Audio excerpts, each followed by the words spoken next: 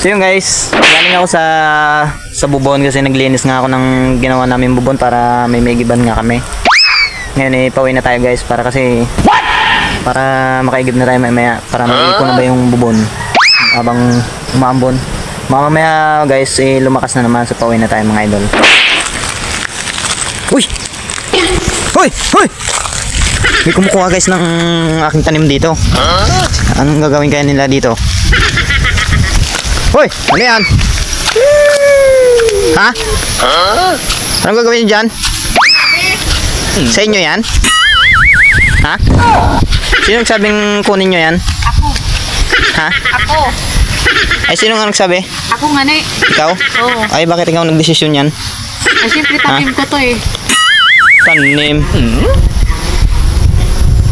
Anong gagawin nyo dyan ay? Gugulayin. Bakit wala kayong ulam? Wala. Alam nyo yung pinapalaki ko yan. So guys, yung upo na yan, umaabot yan ng 6 kilos. Yung bilog ba? Yan mga idol.